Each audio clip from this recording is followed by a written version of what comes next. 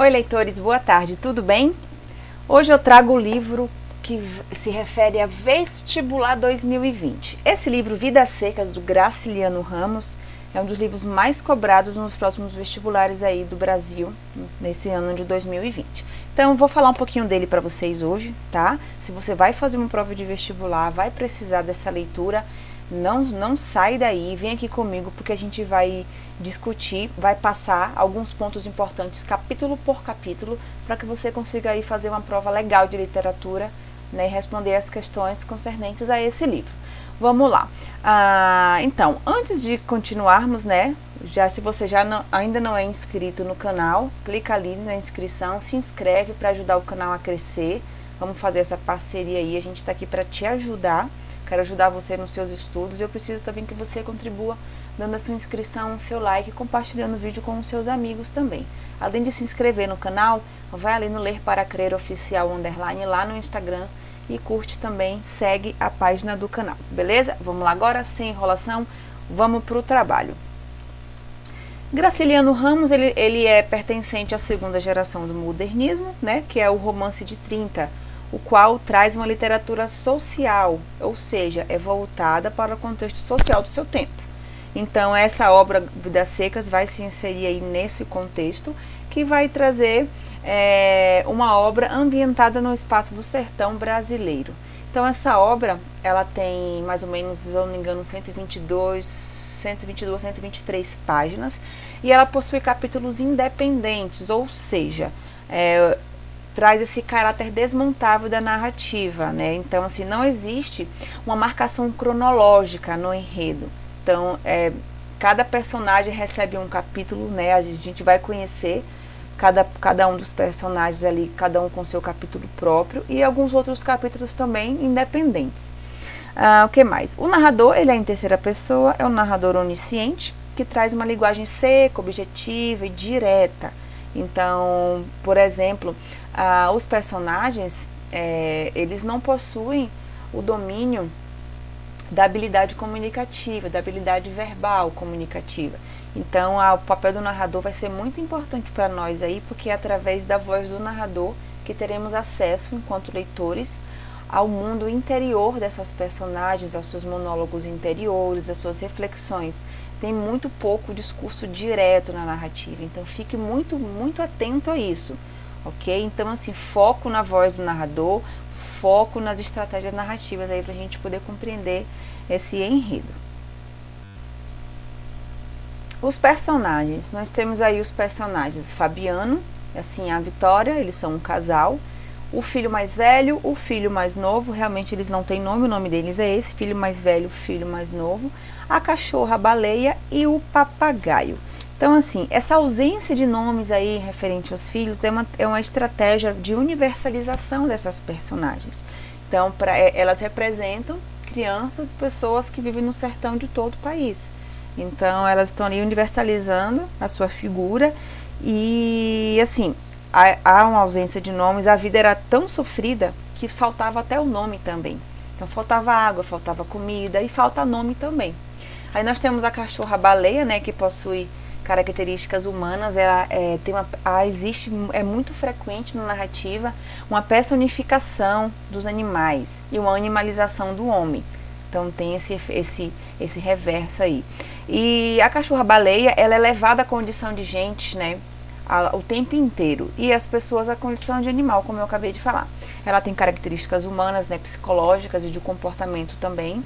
E o papagaio, o bichinho, já morreu aí a narrativa já começa falando que ele morreu. Eles precisaram matar o papagaio, porque durante a sua caminhada, né, em busca de um abrigo, de comida, de água aí debaixo desse solzão de meu Deus, eles precisaram comer o pobre do papagaio para não morrer de fome.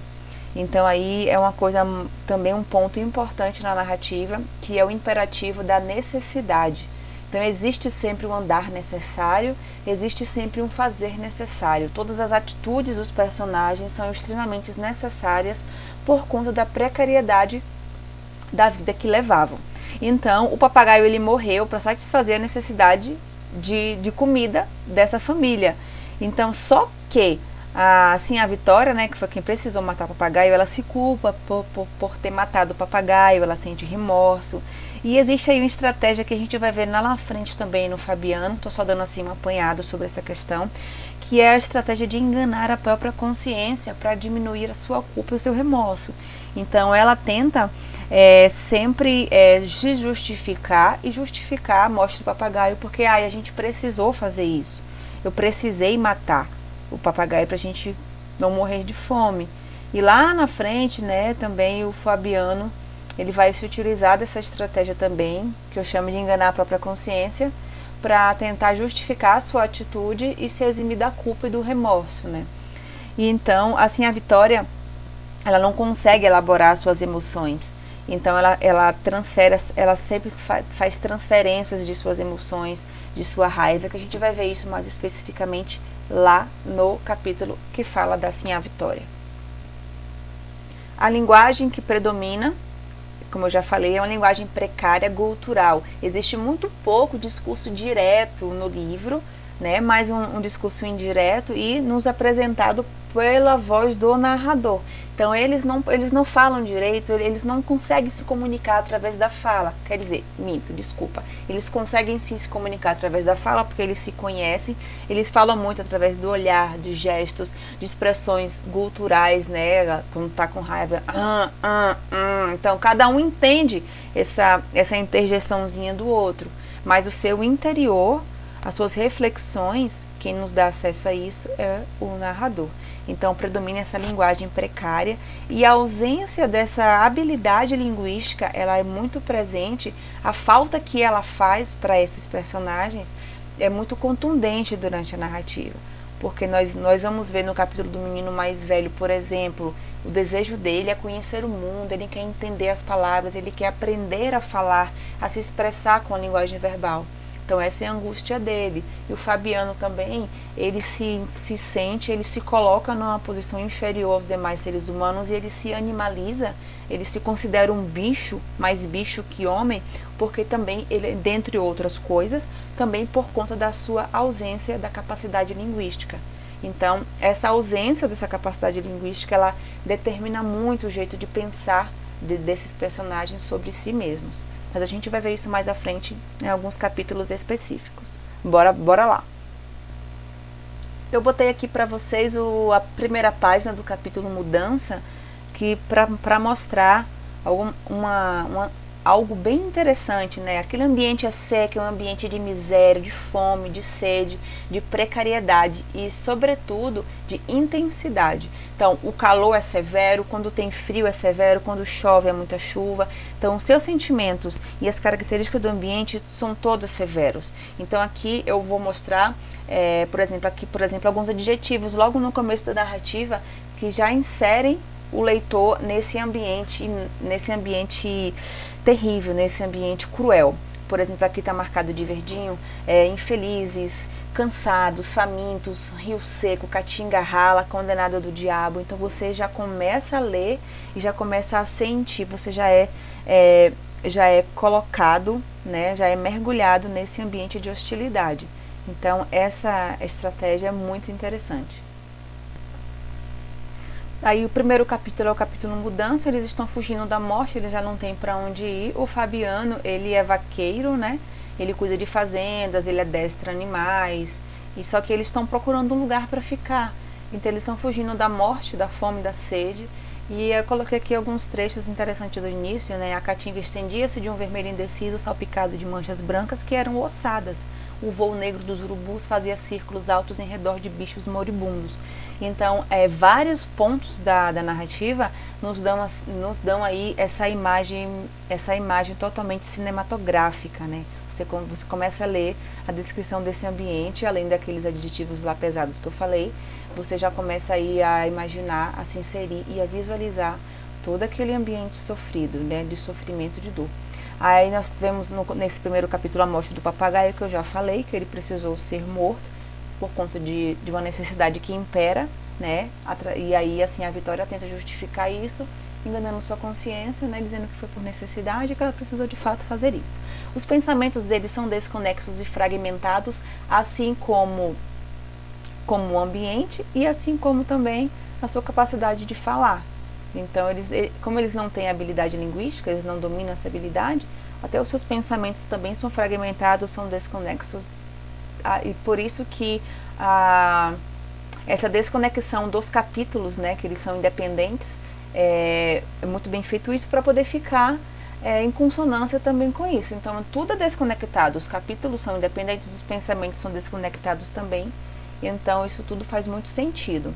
E existe uma esperança que sustenta aquele andar, né? Que sustenta a vida deles. Porque eles precisam se sustentar em algo. Não tem dinheiro, não tem comida, não tem água, não tem nada, não tem roupa. Eles têm que se sustentar em alguma coisa para conseguir vivendo. Então, eles se sustentam na esperança. Então, nós veremos durante a leitura que a esperança é o fio condutor da narrativa.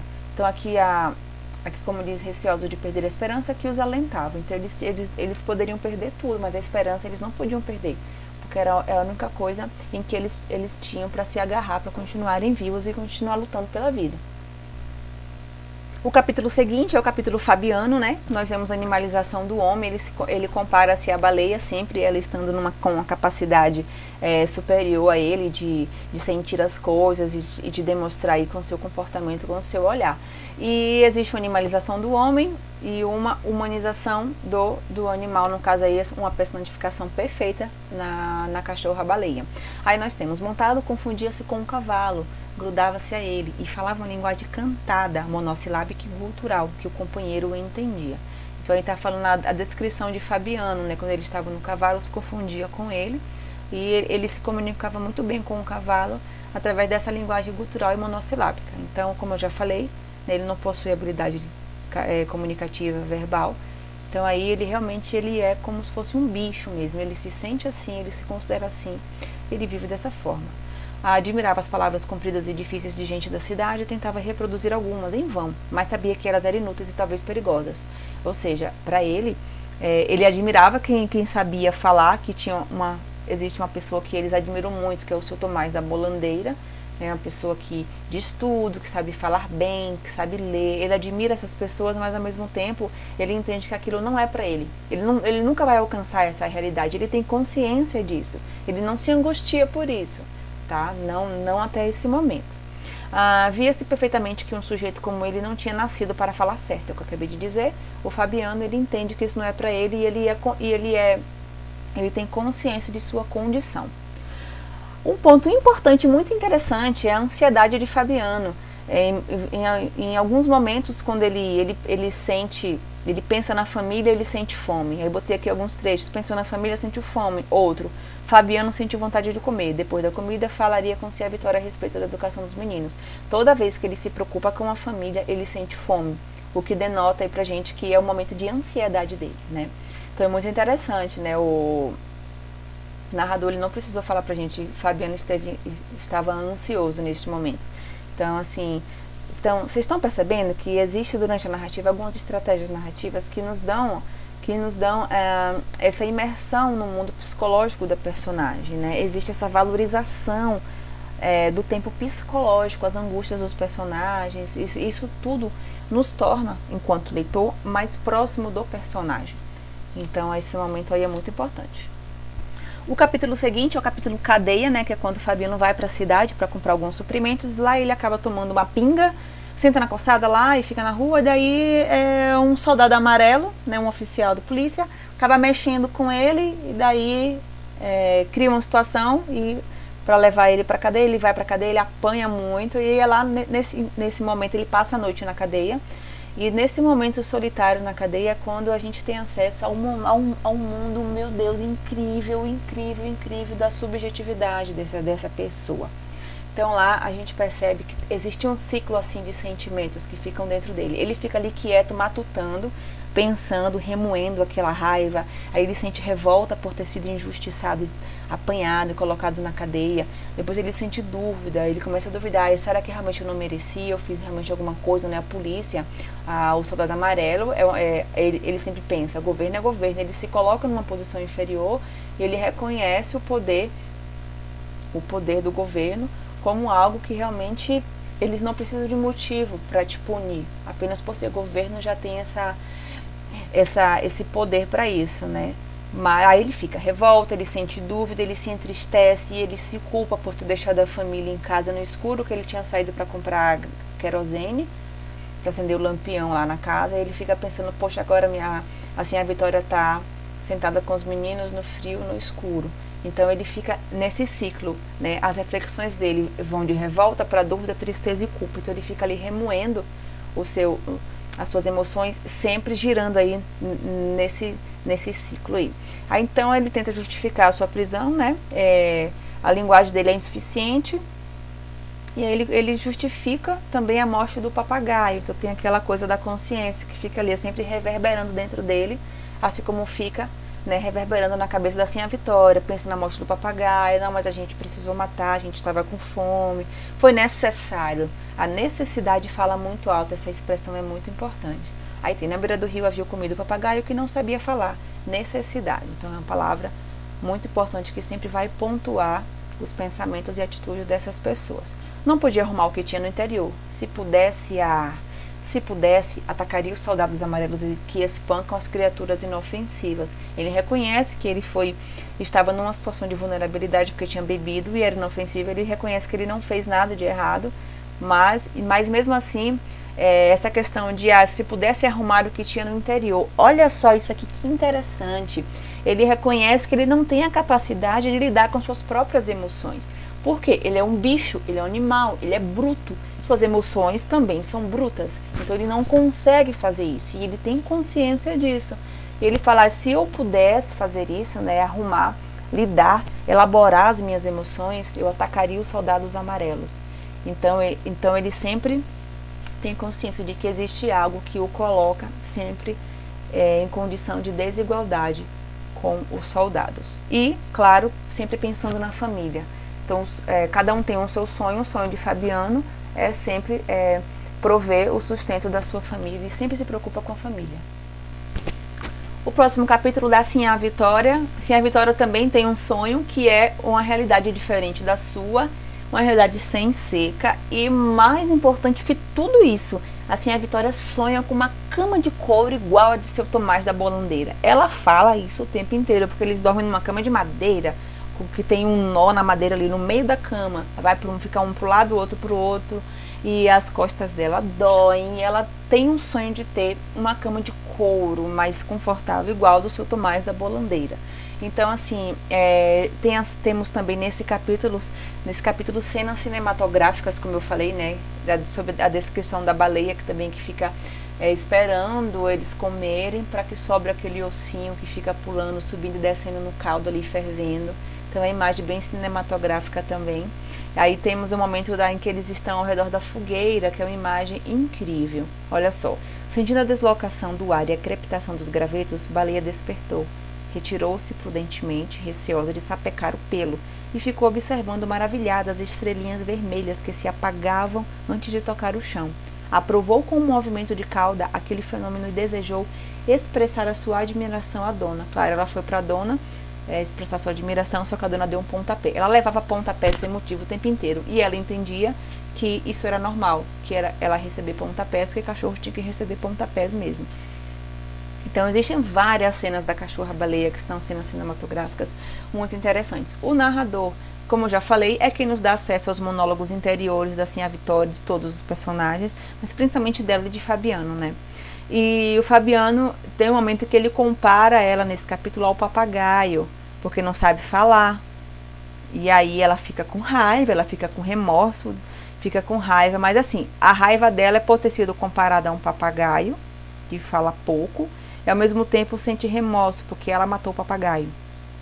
Então ela fica nesse vai e vem aí de sentimentos, raiva, remorso, raiva, remorso. Ela transfere a raiva para o Fabiano, porque ele vai dormir, ela fica com ódio do ronco dele que incomoda ela. Antigamente esse ronco, em momentos diferentes desse, o ronco profundo dele dava a ela a sensação de segurança. Se ele está dormindo é porque a seca está longe de chegar. Mas ali naquele momento ela transfere para ele a raiva. O ronco dele causa repugnância nela e irritação. E a cama de couro igual do seu Tomás da Bolandeira é o que ela fala o tempo inteiro, e ele fala para ela que ele deixa para depois, a gente não pode, mas ela vive falando que ela quer uma cama de couro igual a do seu Tomás da Bolandeira. O capítulo do menino mais novo, né?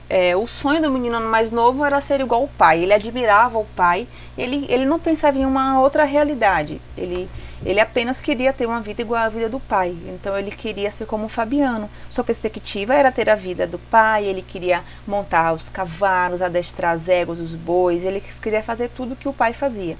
E então ele insistia numa prática reprodutiva dos gestos do pai, do comportamento de Fabiano. Então, ele tentava imitar o pai, né, em seu trabalho, em tudo, porque ele queria ser igual ao pai. Já o menino mais velho, como eu comentei no começo do vídeo, ele tenta dialogar com a mãe sobre o inferno. Ele quer saber como é que é o inferno.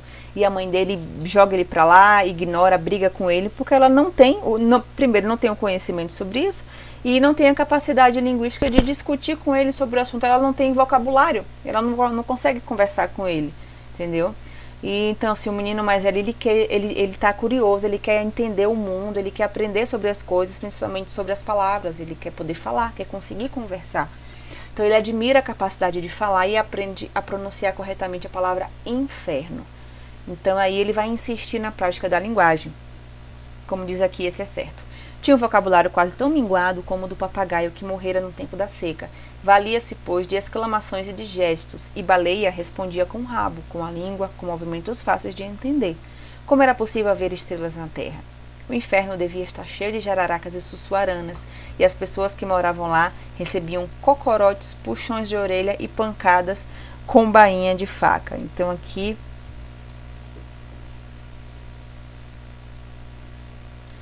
mostra a revolta dele, porque ele quer entender sobre a vida, sobre o mundo, e ninguém fala nada para ele. Então, diferente do irmão mais novo, ele quer ter uma vida diferente da vida que eles têm.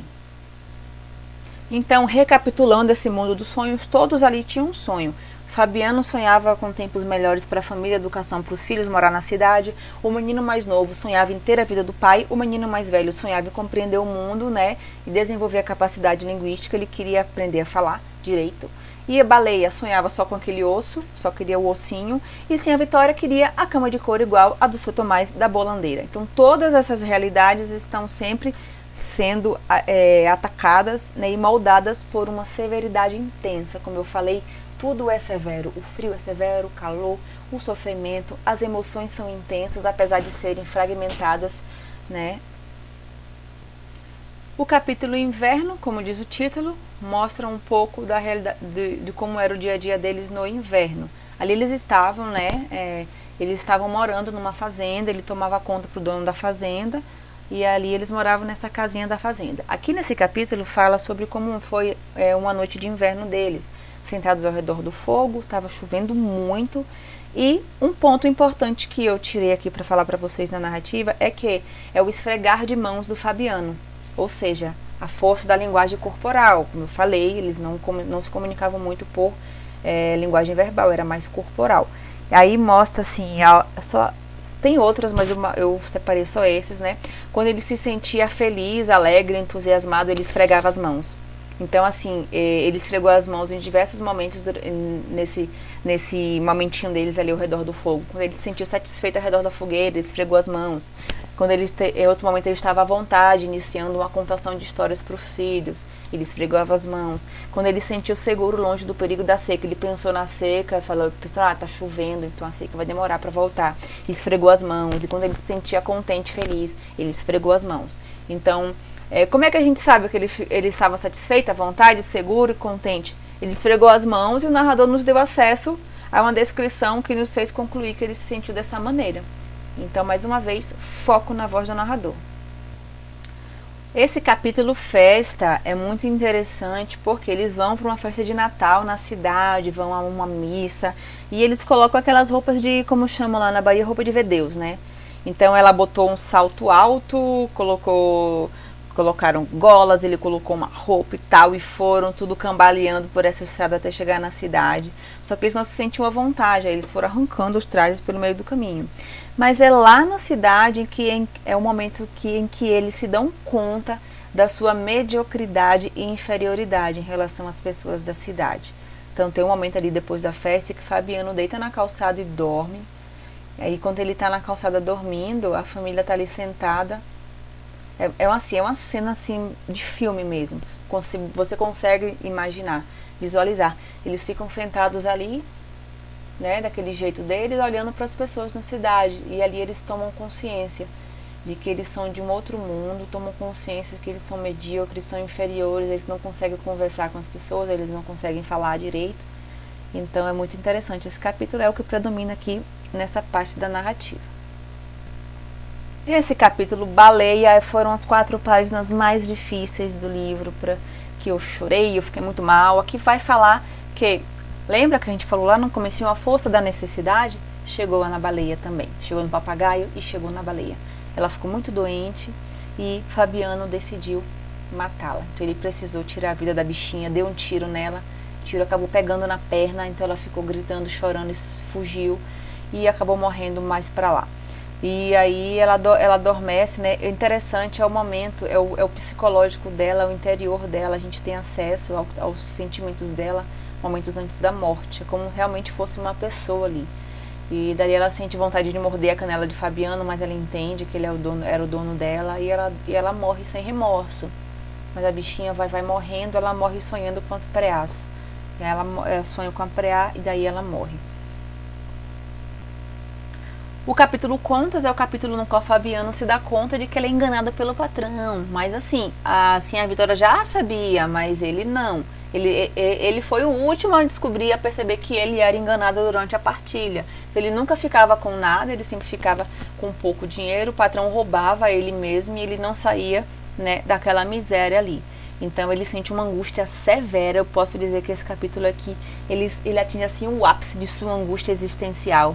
Aí mais um ciclo daquele que eu falei, né, de emoções, de sentimentos. Ele se angustia, ele deseja fazer alguma coisa para mudar, tenta pensar, bolar alguma solução. Ele vê que não consegue, ele não tem os artifícios necessários para isso, nem materiais e nem interiores, nem subjetivos, nem de linguagem.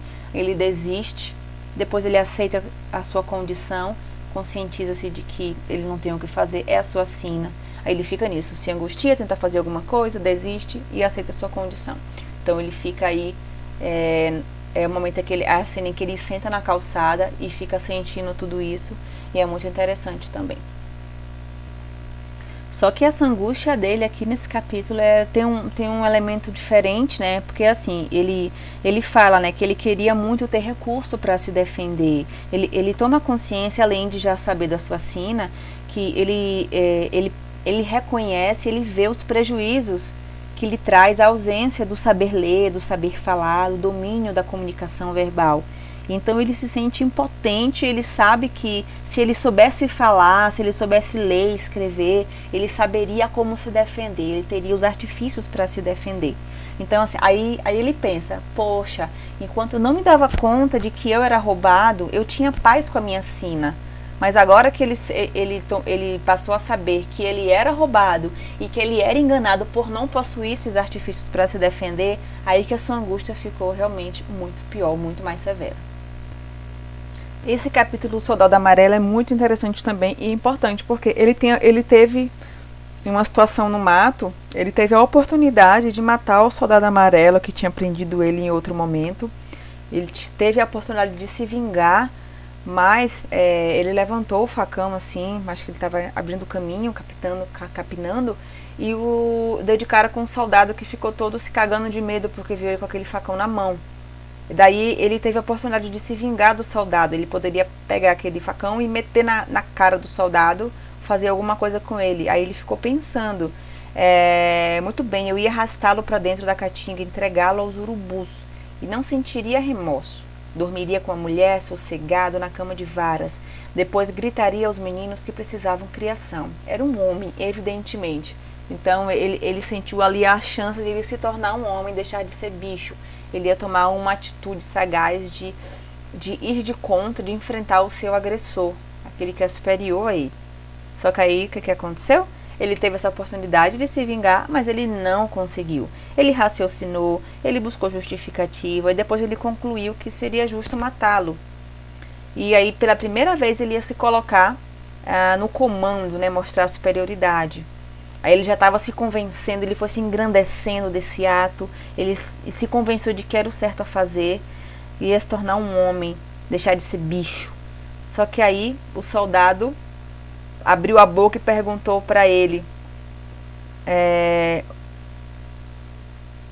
O soldado lhe perguntou qual era o caminho para a cidade. Pronto, matou o homem. Só essa perguntinha o Fabiano desmoronou. Agora olha o interessante. Ele estava já inflado, com seu ego inflado, com seu desejo de vingança tudo elaborado. De repente, o soldado abre a boca e profere algumas palavras. Ou seja, ele usou o domínio da fala. A língua aqui foi muito maior, a linguagem, ela foi utilizada como arma contra Fabiano. Então, a linguagem é um instrumento de dominação.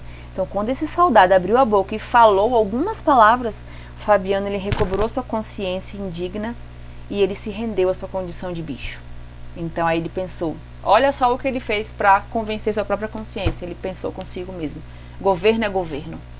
Então, assim, isso aqui, essa parte da narrativa mostra pra gente de uma forma muito clara que essa fala, a habilidade linguística, ela é utilizada como um instrumento de dominação. E aqui ela age realmente de forma muito evidente, né? E aí Fabiano realmente não consegue se vingar.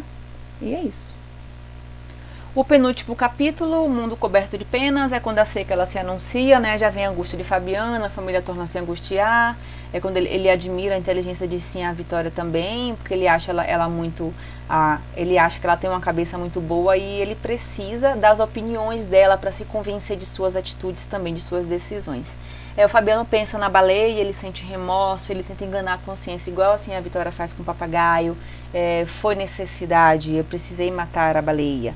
E ele se arrepende de não ter matado o soldado amarelo, né? E aí nós vemos então, mais uma vez impera a força da necessidade. E chegamos ao último capítulo, que é o capítulo Fuga, lá pelas rezes da página 117. Quando eles saem fugidos, a família foge da fazenda, porque a seca chegou e eles precisavam sobreviver. Então ele matou um bezerro, né, para poder se alimentarem no caminho, e saíram fugidos, porque eles não teriam como pagar por esse bezerro ao patrão. E aí é quando assim a chora pela morte da baleia, né? Então tem aquela imagem deles colocando seus trapos nas costas, o baú na cabeça, olhando para trás, lembrando do papagaio, lembrando da baleia que ficou morta lá. Então assim é aquela dor do abandono do que ficou e a dor do recomeço, porque eles vão ter que fazer toda aquela caminhada de novo. Então aqui essa saga de andar pelo deserto, pelo sertão, ela está recomeçando. E aí nós voltamos ao primeiro capítulo, né, que é a mudança. Então eles vivem nesse andar necessário, sempre fugindo de alguma coisa, e essa coisa sempre é a morte, sempre é a fome, é a sede, é o sofrimento, e o sofrimento nunca sai deles. Então esse capítulo final, ele traz isso.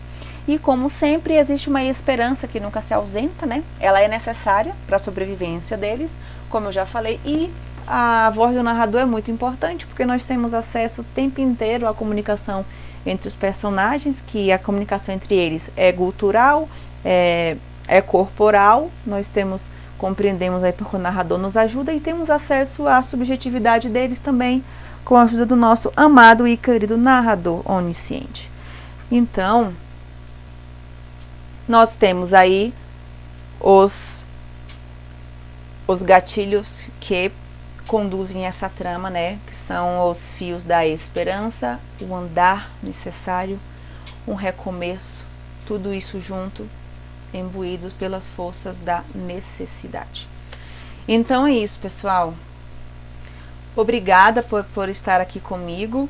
Eu espero que esse vídeo ajude vocês. Ficou um pouquinho longo, eu tentei até falar um pouquinho rápido, mas assim, não tem o que fazer. Para fazer uma prova de vestibular sobre um livro, realmente a gente precisa esgotar e falar sobre os pontos que realmente são importantes.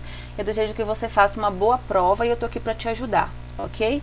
Então não esqueça de se inscrever no canal, e um beijo e até mais, leitores. Tchau, tchau!